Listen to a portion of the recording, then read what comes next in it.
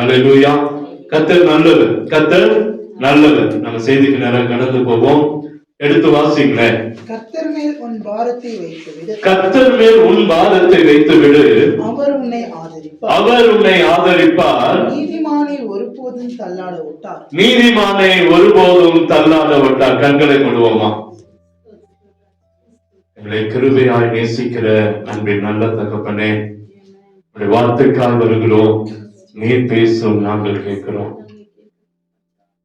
ஆண்டவரே, இந்த 4வது வாரம் உங்களுடைய வார்த்தையை அனுப்புங்க. உங்க பலத்தோடு கடந்து வர கிருபை பாராட்டுறதுக்கு ஸ்தோத்திரம். இந்த வாரம் உடைய வார்த்தையின் பலத்தால் எங்களை இடைக்கட்டுங்க. எங்கள் காதுகளை, எங்கள் இருதயத்தை திறந்து காத்திருக்கிறோம். நீங்க பேசுங்க, நாங்க கேட்கிறோம். என்னை மறைத்து நீங்க வெளிப்படுங்க. நாம மகிமை அடையட்டும். சாஸ்தாங்கமாய் உங்களுடைய கரத்துல அர்ப்பணிக்கிறேன். நீங்க ஆளுகை செய்யுங்க, பொறுப்படுங்க, பாதுகாத்துக் கொள்ளுங்க. நாம மகிமைப்படட்டும். நீங்க ஆளுகை செய்யுங்கப்பா. இந்த ராஜ்யம் கட்டப்படட்டும். இயேசுவின் இன்ப நாமத்தில் ஜெபிக்கிறோம் அன்பின் நல்ல தகப்பனே. கர்த்தர் நல்லவர், கர்த்தர் நல்லவர். எடுத்து வாசித்த பகுதிகளை நம்ம பார்க்கிறோம்.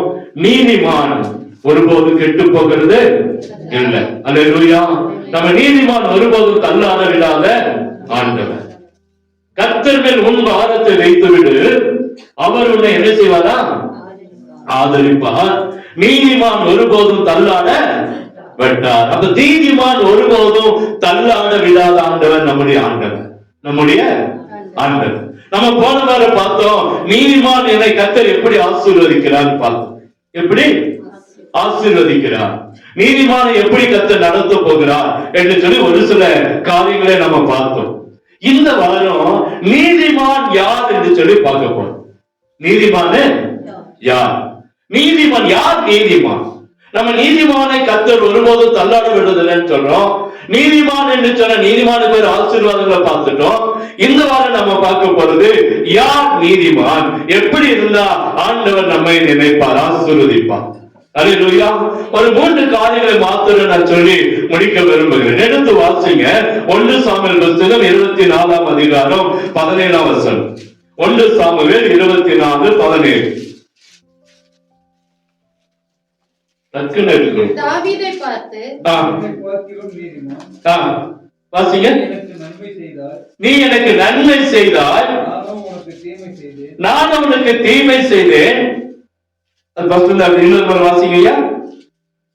தாவீதை பார்த்து, நீ என்னை பார்க்கிலும் நீதிமான், நீ எனக்கு நன்மை செய்தாய், நானும் உனக்கு தீமை செய்தேன். தாவீதை பார்த்து ஒரு ராஜா சொல்லுகிறான், நீ நீதிமான். நீ அது நீதிமான். ஒரு மனுஷன், உலக மனுஷன் பார்த்து சொல்றான். இந்த தேசத்தை ஆளுகிற ஒரு ராஜா சொல்றான், தாவீதை பார்த்து, என்னிலும் நீ நீதிமான்.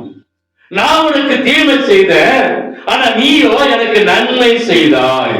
எனக்கு அப்ப இன்னைக்கு இங்க நீதிமான் என்று சொன்ன யாரு அப்படின்னா, தீமைக்கு நன்மை செய்கிறவன் நீதிமான். தீமைக்கு நன்மை செய்கிறவன் நீதிமான். இன்னைக்கு நமக்கு ஒரு தீமை செய்கிறான் அப்படின்னு நமக்கு விரோதமா பேசுகிறான், நமக்கு விரோதமா காரியங்களை செய்கிறானா, நம்ம அவனுக்கு நன்மை செய்வோமா? செய்வோமா? செய்ய மாட்டோமா? மறக்க முடியாது. அவங்க செஞ்சது என்னால என்ன செய்ய முடியல? மறக்க முடியல.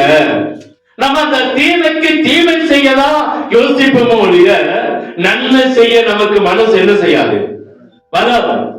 ஆனா தீமைக்கு நன்மை செய்தாதான் அது நீதிமானாய் கர்த்தர் மாற்றுவேன். அவனுடைய கேரக்டர் கொஞ்சம் வித்தியாசமான, நம்முடைய கேரக்டர் கொஞ்சம் வித்தியாசம். நாம அவனுக்கு ஏதாவது தீமை செய்யணும்னு நினைக்கிறோம். ஆனா ஆண்டவர் சொல்றாரு, தீமை செய்தவனுக்கு நன்மை செய்தா அது நீதிமான் என்று சொல்லுகிறார். அதாவது எடுத்துங்க, துரத்தி துரத்தி சவுல் அடிச்சான். எங்க போனாலும் துரத்தி போனான். குகைகளுக்கு போனாலும் சரி, எங்க ஒளிஞ்சிருந்தாலும், மலைகள்ல ஒளிஞ்சிருந்தாலும், அந்த சவுளுடைய ஒரு வேலை, ஒரு பெரிய ராஜா, தேசத்தை ஆள வேண்டியவன், தேசத்துல பல பிரச்சனைகளை பார்க்க வேண்டியவன், பலருக்கு நன்மை செய்ய வேண்டியவன், அதெல்லாம் விட்டுட்டு ஒரு குறிப்பிட்ட மனுஷனை தேடி தேடி போய் சித்திரவதைப்படுத்தணும், துரத்தி துரத்தி அடிச்சான், வேதனைப்படுத்தினான். ஆனா தாவீதோ ஒரு நாளும் சவுலுக்கு தீமை செய்யவே இல்லை. ஒரு நாளும் தீமை செய்யவே. நீங்க எடுத்து வாசித்து பாருங்களேன், 24:5 எடுத்து வாசித்து பாருங்க. தாவீது சவுலின் சால்வை உங்களை அறுத்து கொண்டது நிமித்தம் அவன் மனது அடித்து கொண்டது. ஒரு சந்தர்ப்பம் கிடைக்குது, தாவீது சவுலை கொலை செய்ய வேண்டிய ஒரு சந்தர்ப்பம். தனியா படுத்துட்டு இருக்கான். இவன் போயிருந்தா சவுலை கொலை செய்திருக்கலாம், கொலை செஞ்சிருக்கலாம், செய்திருக்கலாம். ஆனா இவன் போய் ஒரு அடையாளத்துக்கு அவனுடைய வஸ்திரத்தின் ஓரத்தை, அவனுடைய சால்வையை ஒரு துண்டை அறுத்துட்டு வரான். ஒரு துண்டை அறுக்கும் போது அவன் மனதை என்ன செஞ்சுட்டான்? அவனுக்கு பாருங்க, அந்த ஐயோ எனக்கு தீமை செய்து வந்தானே அப்படின்னு ஒரு தைரியம் வரல. அவன் மனசு அடிச்சுட்டான். மனசு என்ன செஞ்சுட்டான்? அடித்து கொண்டது. அடுத்தது 24:6 அவன் தன் மனுஷரை பார்த்து அபிஷேகம் பண்ணின என் ஆண்டவன் மேல், கர்த்தரால் அபிஷேகம் பண்ணப்பட்ட என் ஆண்டவன் மேல் கையை போடும்படியான இப்படிப்பட்ட காரியத்தை நான் செய்யாதபடி கையை போட மாட்டேன். அவனுடைய கூட வந்த மனுஷன் சொல்றான், என்ன ராஜா, உங்களுக்கு கொலை செய்ய வேண்டிய ஒரு சந்தர்ப்பம் வந்திருக்கு, உங்க சத்துரு உங்க கருத்துல ஒப்பு கொடுத்து இருக்கிறார், நீங்க அவனை வெட்டி போடுங்க. அவன் என்ன செய்யுங்க? அவன் சொல்றான், அவன் எப்படிப்பட்டவன்? ஆண்டவரால என்ன செய்யப்பட்டவன்? அபிஷேகம் பண்ணப்பட்டவன். அல்லேலூயா. கர்த்தரால் அபிஷேகம் பண்ணவனுக்கு விரோதமா நான் கையை நீட்ட மாட்டேன் என்று சொல்லி அவனுக்குள்ள ஒரு வைராக்கியம் வச்சிருந்தான். அவனுக்குள்ள என்ன வச்சிருந்தான்? இன்னைக்கு அபிஷேகம் பெற்றவங்கள இன்னைக்கு அநேகர் இன்னைக்கு உதாசனப்படுத்துறத பார்க்கிறோம். என்ன செய்யறோம்? நமக்குள்ள அபிஷேகம் இருக்குது, ஆனா நம்மள எத்தனை பேரு அந்த அபிஷேகத்தை கனப்படுத்துறாங்கன்னு தெரியாது. அபிஷேகத்தை, ஒரு கணவனுக்கு அபிஷேகம் இருக்குன்னா மனைவி எந்த அளவுக்கு கணவனை மகிமைப்படுத்துறாங்க, மேன்மைப்படுத்துறாங்கன்னு தெரியல. ஒரு மனைவிக்கு அபிஷேகம் இருக்கு, ஒரு கணவன் எப்படி அந்த மனைவிய கனப்படுத்துறாங்கன்னு சொல்லி தெரியல. 2வது வார்த்தையில் என்ன செய்யறோம்?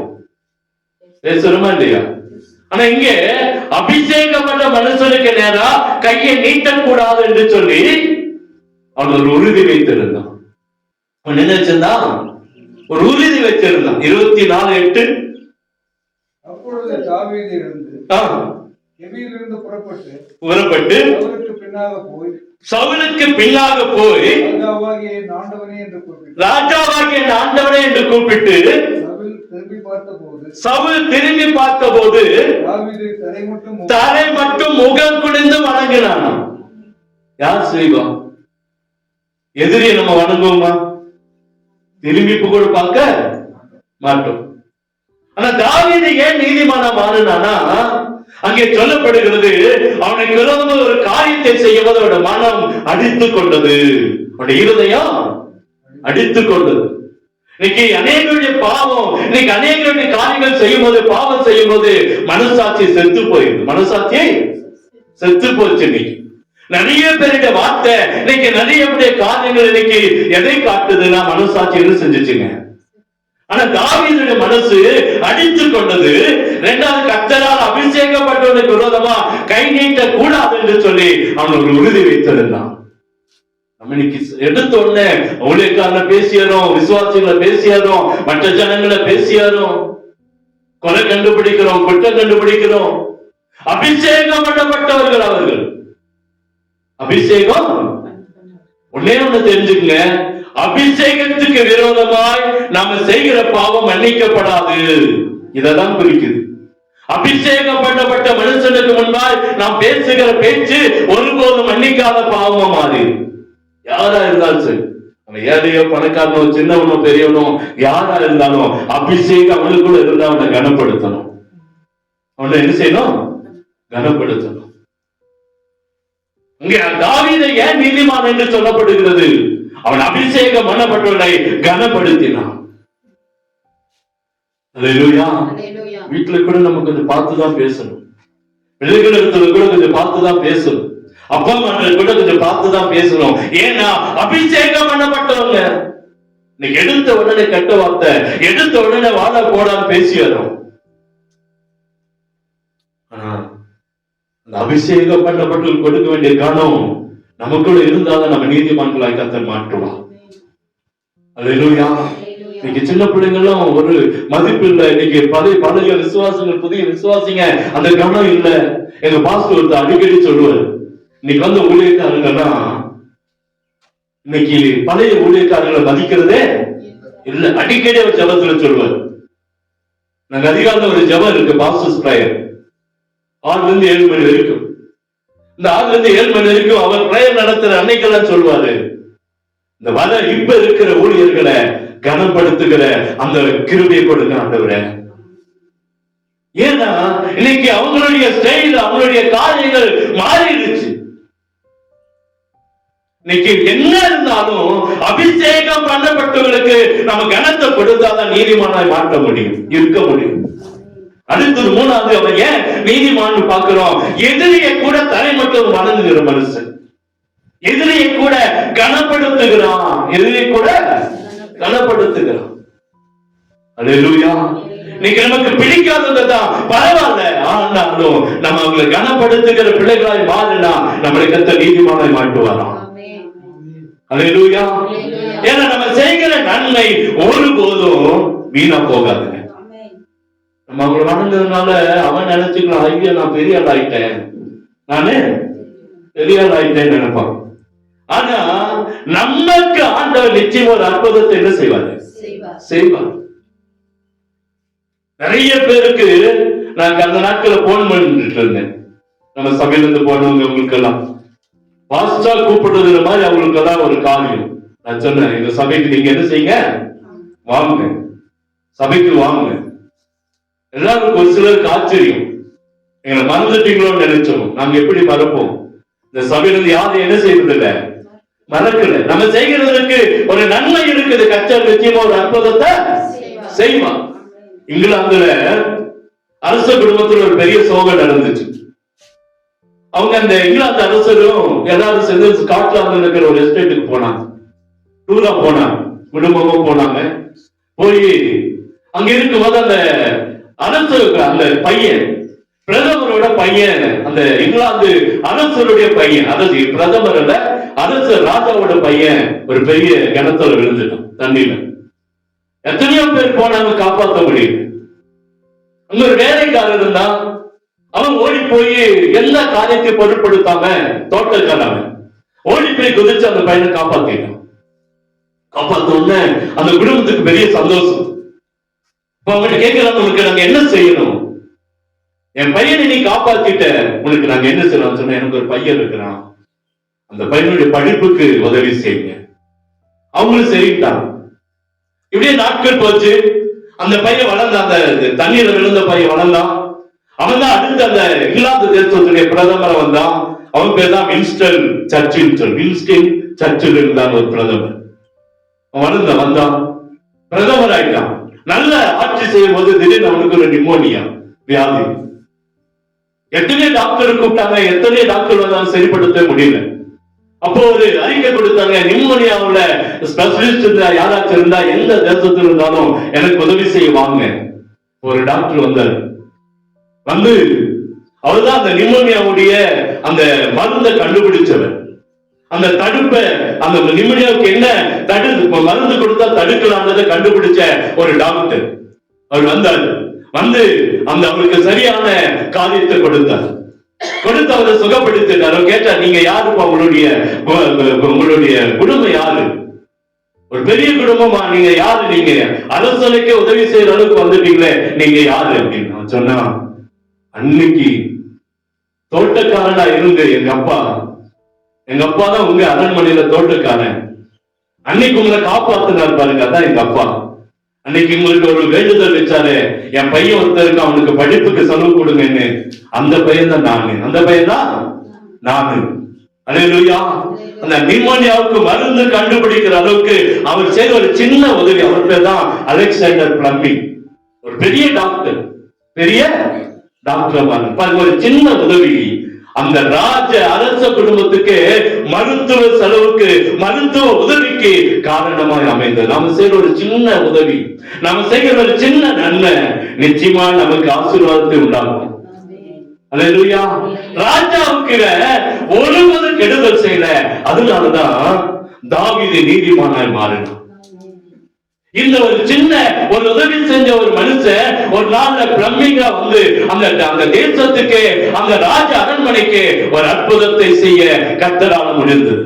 நீதிமானாய் கர்த்தர் மாற்றினான். நீதிமானாய் கர்த்தர் இன்னைக்கு உங்களுக்கு எனக்கு கர்த்தர் கொடுக்கிற காரியம் என்ன? நாம நீதிமானாய் இருந்தா கர்த்தர் நம்மை தள்ளாட விட்டா. நம்ம நீதிமானாய் மாறணும்னா தீமைக்கு நன்மை செய்வதாய் மாறணும். கொஞ்சம் கஷ்டமான உபதேசம் தான், ஆனா அதை கடைபிடிச்சிட்டோம்னா கர்த்தர் நம்ம நீதிமானா என்ன செய்வாரா? மாற்றுவார். இரண்டாவது ஒரு காரியம், நம்ம நீதிமான் என்ன செய்யணும்? யோபு 17:9 எடுத்து வாசிங்களேன். 17:9.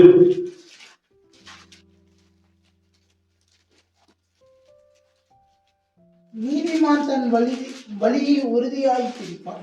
நீதிமான் தன் வழியை உறுதியாய் பிடிப்பான். சுத்தமான கைகள் உள்ளவன் மேன்மேலும் பலத்து போவான். அது என்னதுங்க? சுத்தமான கைகள் உள்ளவன் மென்மேலும் பலத்து போவான். மென்மேலும். அப்ப நீதிமான் என்று சொன்னா யாருன்னா தன் வழியிலே உறுதியா இருக்கிறவன். அடுத்தது யாருங்க? தன் வழியிலே உறுதியா, தனக்கு கொடுத்த பொறுப்பில உறுதியா இருப்பவன், தனக்கு கொடுத்த கிருபையில உறுதியா இருப்பவன், தனக்கு கொடுத்த ஆசீர்வாதத்துல உறுதியா இருப்பவன் தான் நீதிமான். அங்க அடுத்தது பார்க்கிறோம், சுத்தமான கைகள் உள்ளவன் மென்மேலும் பலத்து போவான். மென்மேலும்.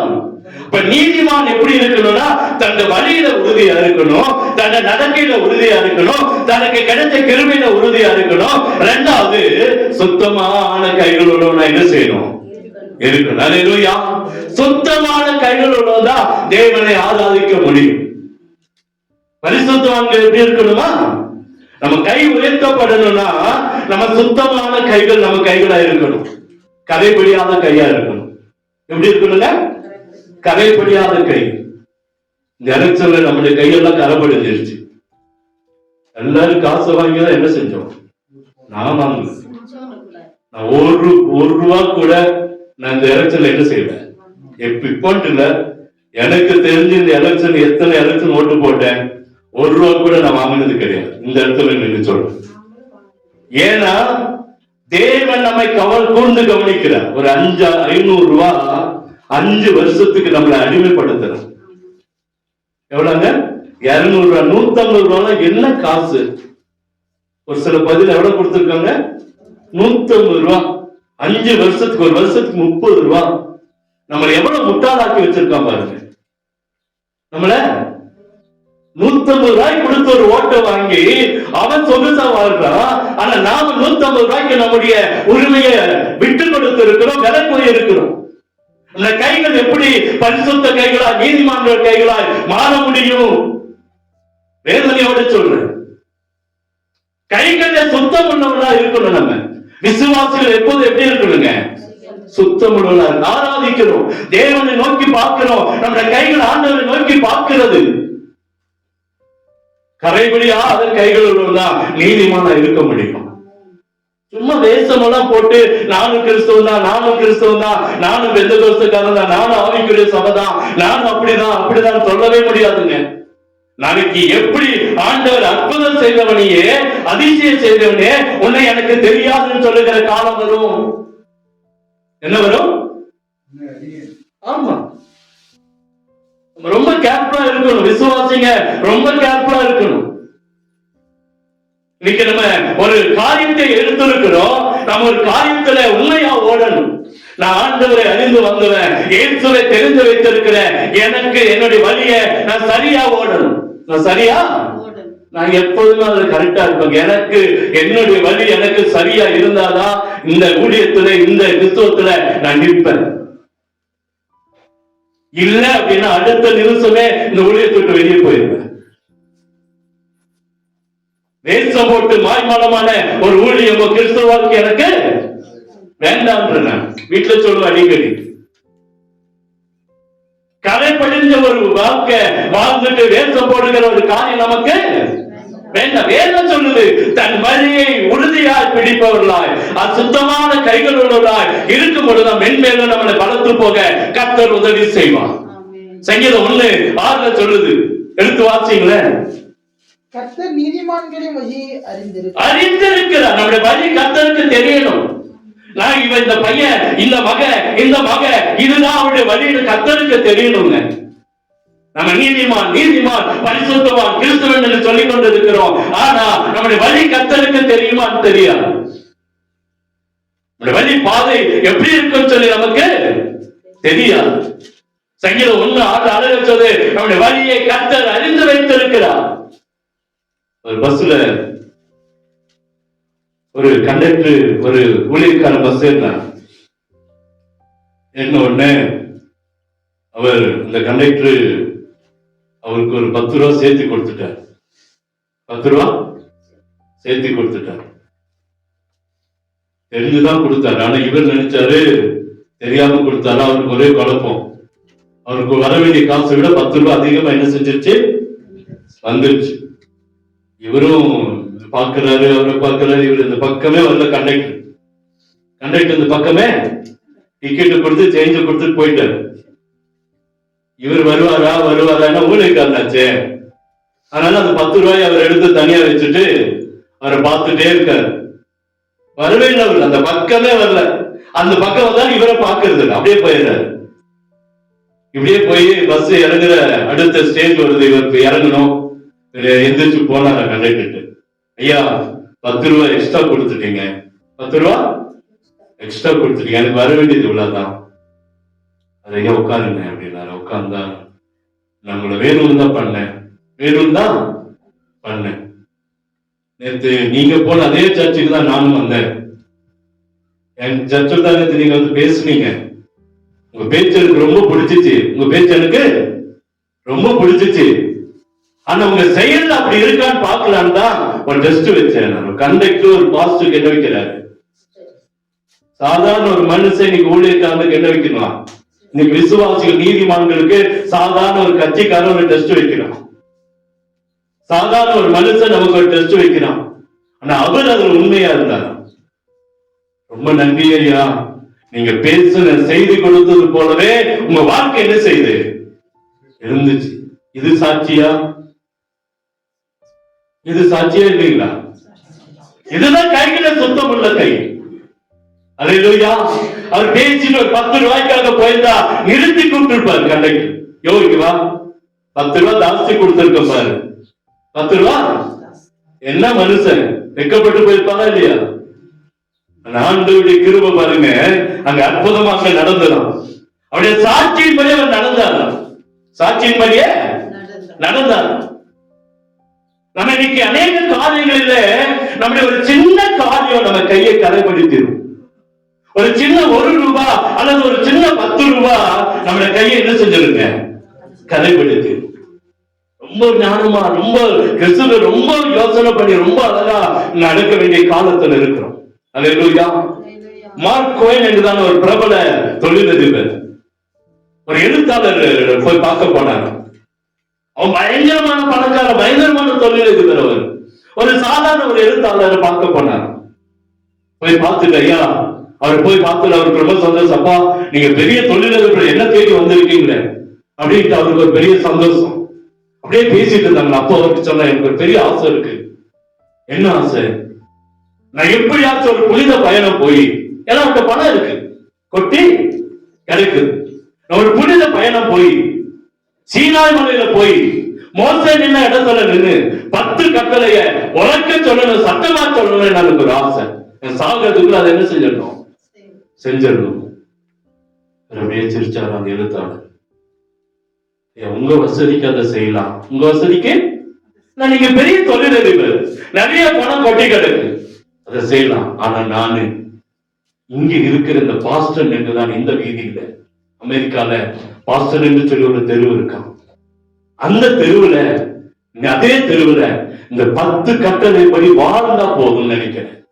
10 கட்டளைப்படி வாழ்ந்தா போதும்.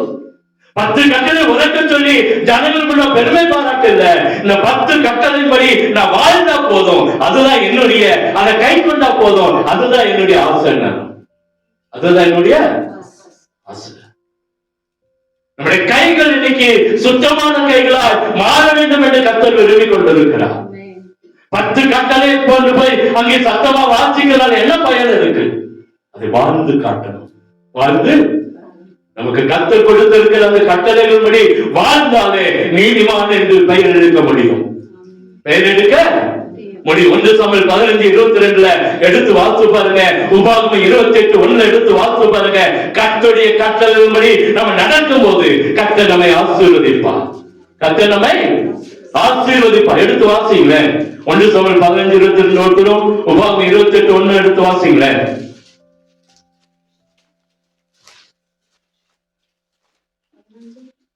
1 சாமுவேல் 15:22. அதற்கு சாமுவேல், கர்த்தருடைய சத்தத்திற்கு கீழ்ப்படுகிறதை பார்க்கிலும், கர்த்தருடைய சத்தத்திற்கு கீழ்ப்படுகிறதை பார்க்கிலும் சர்வாங்க தகனங்களும் பலிகளும் கர்த்தருக்கு பிரியமா இருக்குமோ? சர்வாங்க தகன பலிகளும் இன்னைக்கு கொடுக்கிற காரியங்களும் பிரியமா இல்ல. கர்த்தருடைய சத்தத்துக்கு கீழ்ப்படிந்தா மாத்திரம்தான் கர்த்தருடைய கிருபைக்குள்ள நீதிமான் என்று சொல்லி வர முடியும். உபாகமம் 28:1. இன்று நான் உனக்கு விதிக்கிற உன் தேவனாகிய கர்த்தருடைய கட்டளைகளின்படி எல்லாம் செய்ய நீ கவனமாய் இருக்கும்படி போதும். கர்த்தர் கொடுக்கிற கட்டளைகளை செய்ய நம்ம கவனமாய் இருக்கும்படிக்கு கர்த்தர் நம்மை அமைத்திருக்கிறார். அல்லேலூயா.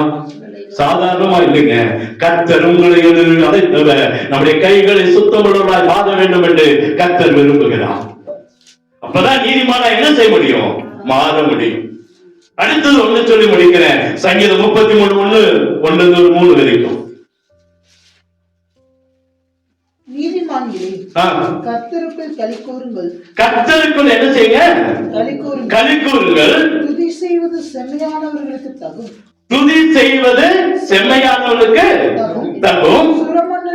சுரமண்டலத்தினால் கர்த்தரை துதித்து 10 நல்ல வீணையினாலும் அவரை கீர்த்தனை பண்ணுங்கள்.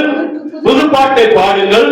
ஆனந்த சத்தத்தோடு வாத்தியங்களை நெத்தியாய் வாசியுங்கள். நீதிமான்களே, கர்த்தருக்குள் என்ன செய்யுங்க? களி கூறுங்க. அடுத்தது நீதிமான் என்ன இருக்கு? என்ன பிரச்சனை வரட்டுங்க, என்ன வேதனை வரட்டும், என்ன பலவீனங்கள் வரட்டும், கர்த்தருக்குள்ளே நம்ம துதிக்கலாய், கர்த்தரை துதிக்கலாய் மாறணும். யாரை துதிக்கணும்? இன்னைக்கு உலக பிரகார மனுஷன் எவ்வளவு காரியங்களை பக்தியா வைராக்கியமா செய்யறாங்க.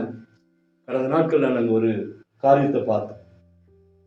ஒரு தேசத்துடைய முக்கியமான ஒரு பெரிய அதிகாரி, அவனை சுற்றிலும் ஒரு பெரிய ராஜ்யம் இருக்கிறது, அரசாங்கம் இருக்கிறது, அவனை சுற்றிலும் அதிகாரிகள் இருக்கிறாங்க. அவன் எங்க போனாலும் ஆட்கள் கூட இருக்கிறாங்க, பெரிய ஒரு பந்தோபஸ்த படம் இருக்குது. ஆனா அவன் ஒரு குறிப்பிட்ட இடத்துல போய் சாஷ்டாங்கமா விழுந்து கிடக்கிறான். எப்படி கிடக்கிறான்? சாஷ்டாங்க கீழே நெடுங்கரையா கிடக்கிறான். பார்த்து அப்படியே வயிறெல்லாம் பத்திக்குது. நமக்குள்ள அந்த வைராக்கியம் இல்ல. பெரிய அதிகாரத்துல இருக்கிறாங்க, பெரிய அதிகாரம், இந்த தேசத்திலே நம்பர் 1 இருக்கிற ஒரு அதிகாரம். அவன் நெடுங்கரையா கிடக்கிறான். அவனுக்கு யார் சொல்லிக் கொடுத்தா?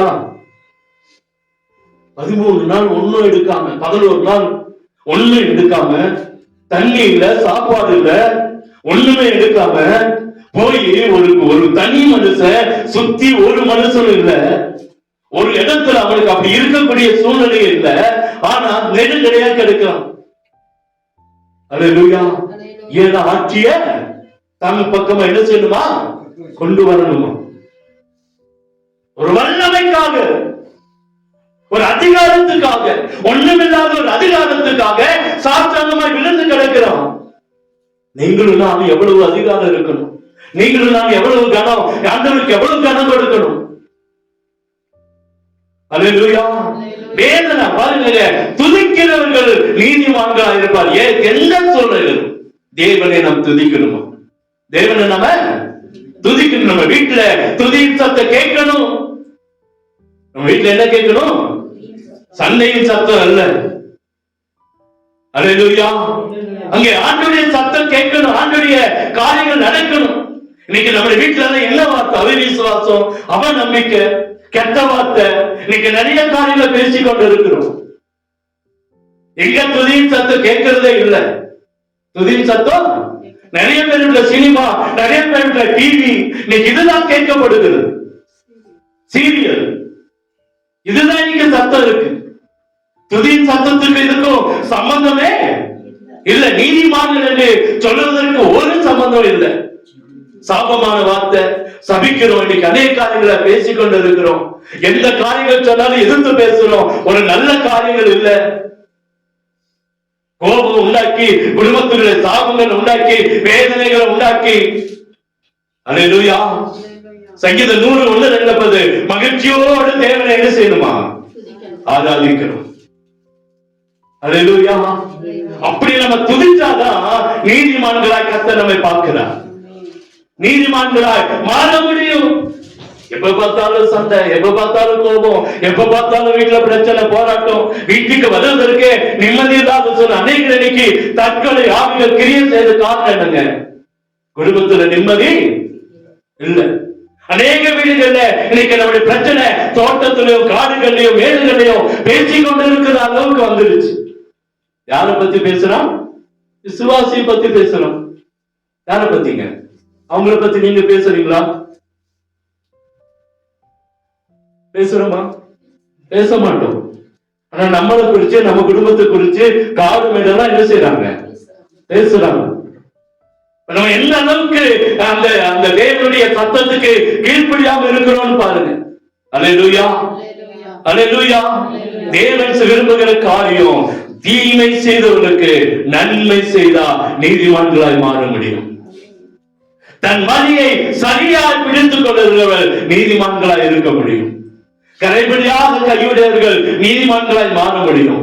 மூணாவது, துதி செய்கிறவன் நீதிமானாய் இருக்கவான். எப்போதுமே துதி செய்கிற குடும்பம், துதிக்கிற குடும்பம் எப்போதுமே ஆசீர்வாதத்தை பெறும். நமக்கு நிறைய சம்பவங்கள் தெரியும்.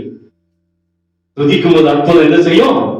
நடக்கும். விடுதலை உண்டாகும், கட்டுகள் அறுக்கும், வியாதிகள் மாறும், கடன் மாறும், இல்லாத நிலைமைகள் மாறும். எல்லாம் தெரியும். ஆனா துதிக்கிறது மாத்திரம் தெரியல. துதிக்கிறது மாத்திரம் தெரியல. அல்லேலூயா. நெப்போலியனுடைய படைத்தளபதி மகினான் ஒருத்தர் இருந்தான். அவன் 18,000 படை தலைவர்களோடு கூட ஆஸ்திரியா தேசத்துல ஒரு நகரத்தை முற்றுகை போட்டான். சுத்தியும் போய் எல்லாத்துக்கும் அனௌன்ஸ் பண்ணிட்டான், இந்த நகரத்தை நாங்க பிடிக்க போறோம், இந்த நகரத்தை பிடிக்க போறோம். அவங்களுக்கு சண்டை போட்டு பழக்கம் இல்ல, அவங்களுக்கு யுத்தத்தை கண்ட பயம். உடனே அவங்க ஜனங்க சரணடைஞ்சிடலாம். அந்த ராஜா, அந்த தேசம், அந்த நகரம் வந்து ஒரு தலைநகரம், ஆஸ்திரியா தேசத்துடைய தலைநகரம். அந்த பட்டணத்துடைய அதிகாரிகள் எல்லாம் சொன்னாங்க, நாங்க சரணடைஞ்சாலும். அப்ப இவங்க எல்லாம் கூடி பேசுறாங்க, ஒரு மீட்டிங் போடுறாங்க. என்ன செய்யலாம்? நமக்கு இது சண்டை போட தெரியாது, அவங்கள போய் ஜெயிக்க முடியாது, எல்லாரும் சரணடைஞ்சிடலாம், ஏன்னா உயிர் நமக்கு முக்கியம். சரி, என்ன செய்யலாம்? நாளைக்கு ஈஸ்டர், நாளை மறுநாள் ஈஸ்டர் முடிஞ்ச உடனே போய் சரணடைஞ்சிடலாம் சொல்லிட்டாங்க. எங்களுக்கு நாளைக்கு ஒரு பண்டிகை இருக்கு, இந்த ஈஸ்டர் பண்டிகை நாங்க முடிச்சுட்டு திங்கட்கிழமை காலையில வந்து சரணடைகிறோம். அவன் பேசாம ஆயிட்டான், ஏன்னா திங்கட்கிழமை நமக்கு ஒரு பெரிய பண்டிகை அவன் நினைச்சிட்டான். இவங்க சனிக்கிழமை எல்லாம் கூடி பேசி ஞாயிற்றுக்கிழமை காலையில அந்த ஊரினுடைய ஆலயத்தின் மணியை ஒலிக்க வச்சாங்க. அந்த ஆலயத்துடைய மணி ஒலிச்சிச்சு. அந்த பெல் அடிக்க அடிக்க இந்த மகிழாவுடைய போர்படை தலைவர் அந்த ஆட்கள் எல்லாம் நடுங்க ஆரம்பிச்சுட்டான். என்ன செஞ்சா? நடுங்க ஆரம்பிச்சான். ஏன் அப்படின்னா தேவனுடைய சத்தத்துக்கு எதிரிடைய படை நடுங்க ஆரம்பிச்சிச்சு. அந்த போர்படை தளபதி ஓடி போனான். இவங்களுக்கு வேற யாரோ சப்போர்ட்டுக்கு வந்துட்டாங்க போல, வேற யாரோ சப்போர்ட்டுக்கு வந்துட்டாங்க போல. நம்ம இங்க இருந்து இவங்களை ஜெயிக்க முடியாது, எல்லாம் ஓடி போயிட்டான். ஈஸ்ட் முடிஞ்சிச்சு. அடுத்த நாள் போய் பார்த்தா படையே இல்ல, காணும். தேவ சத்தத்துக்கு எவ்வளவு பெரிய இது இருக்கு பாருங்க, கனம். இந்த ஒரு சாமியுடைய பெல் அந்த படையை நடுங்க வைக்கிறது என்று சொன்னா, ஒரு சத்தம், ஒரு துதியின் சத்தம் அந்த படையை ஓட வைக்கிறது என்று சொன்னா, நம்முடைய துதியின் சத்தம் எத்தனை பெரிய பிரச்சனைகள் ஓட வைக்க முடியும். அல்லேலூயா. நீங்களும் நானும் நீதிமான்களா இருந்தா, நீங்களும் நானும் தேவனை துதிக்கிறதா இருந்தா, நிச்சயமா நமக்கு விரோதமா எழுப்புகிற எல்லா ஆயுதமும் வாய்க்காமல் போகும். கர்த்தர் மேல் உன் பாதத்தை வைத்து விடு, அவர் உன்னை ஆதரிப்பார். நீதிமானை ஒருபோதும் தள்ளாட விட்டார். நீதிமானாய் மாறுவோம். நமக்கு விரோதமாய் செயல்படுகிற எல்லா காரியங்களை கர்த்தர் முறியடிப்பார். கண்களை மூடுவோமா? முன்னே காரியம்தான்.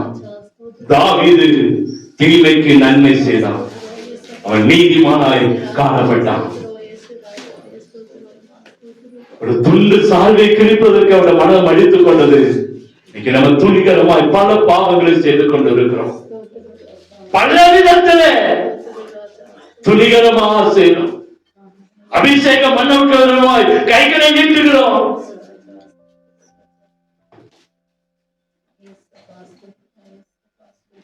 எவ்வளவு வேதனை. எதிரி கூட தலை மட்டும் வணங்கு குனிந்து வணங்குகிற ஒரு பெரிய கிருபை தாவீது கூட இருந்துச்சு. நம்ம கனப்பட்டால் நம்ம ஒன்றும் கெட்டு போறது இல்லை. நீதிமான்கள் என்று சொல்லி ஆண்டவர் வைத்திருக்கிற அந்த நீதிமான்களால் இருக்க வேண்டும் என்று சொன்னான். நம்ம தள்ளாடி போயிடக்கூடாதுன்னா, மற்ற ஜனங்களுக்கு நம்ம தள்ளாடி விடக்கூடாது என்று சொன்னான். நமக்கு கர்த்தர் கொடுத்த பொறுப்பு இல்லை, உண்மையா இருக்கணும். கைகள் சுத்தமா இருக்கணும். மற்றவர்களை பார்த்து சொல்லக்கூடாது, நீயும் காசு வாங்கிதான் ஓட்டு போட்ட, இல்ல நீயும் காசு வாங்கிதான் எனக்கு இந்த வேலை செஞ்சு கொடுத்த, நீயும் இந்த காசு வாங்கிட்டானே எனக்கு இந்த காரியங்களை செய்து கொடுத்த. ஒருபோதும் ஒருத்தரும் நம்மை குற்றம் சாட்டப்படாதவர்களாய் மாற கர்த்தர் உதவி செய்யணும். கைகளை சுத்தம் உள்ளவன் பாக்கியவான் என்று சொல்லப்படுகிறது. மூன்றாவது, துதிக்கிறவர்கள் பாக்கியவான்கள், நீதிமான்கள். தேவனை துதிக்க ஆரம்பிக்கும். இன்னைக்கு நம்ம சபையோடு சரி வெளியே போன ஸ்தோத்திரம் கூட வர்றதில்லை. வீட்டுல ஸ்தோத்திரம் இல்ல, குடும்ப சபை இல்ல, தனிப்பட்ட சபை இல்ல. இன்னைக்கு ஒரு நெஞ்சில கை வச்சு சொல்லுங்க, எத்தனை பேர் இன்னைக்கு அதிகாலையில ஜெபம் பண்ணிட்டு ஆண்டவர் என்னோடு பேசணும்னு சொல்லிட்டு வந்திருக்கிறோம். நிறைய இன்னைக்கு பேருக்கு எந்திரிச்ச உடனே வீட்டு காரியங்கள் மற்ற காரியங்கள ஓடுறோம். ஜெபிக்க நேரம் இல்ல, பைபிள் படிச்சுட்டு வந்தேன்னு சொல்றவங்க சொல்லுங்க.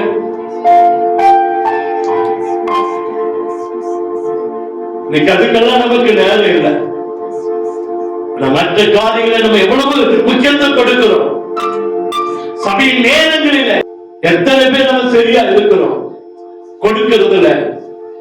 தேவனுக்குரியதை நாம கொடுக்காம நம்மளுடைய தேவைகளை சந்தித்துக் கொண்டிருக்கிற காலங்கள் இருக்கிறது. அந்த காரியத்தில் எடுத்து மற்ற காரியங்களுக்கும் சேர்த்து கொடுக்கிறதா இன்னைக்கு நீங்களும் நானும் மாறிட்டோம். தசமபாகத்தை எடுத்து கொஞ்சம் ஆண்டவருக்கு, கொஞ்சம் அந்த காரியத்துக்கு.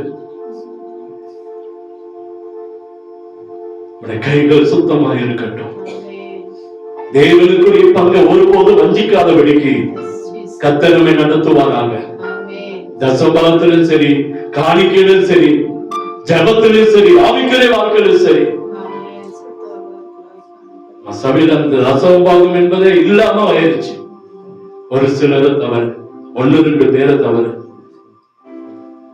தேவனுக்குரியதை நம்ம வஞ்சித்து நம்முடைய கைகளை மாத்திரத்துக்கு நானும் பரிசுத்தவான், நானும் நீதிமான் என்று சொல்லிக் கொண்டு இருக்கிறோம்.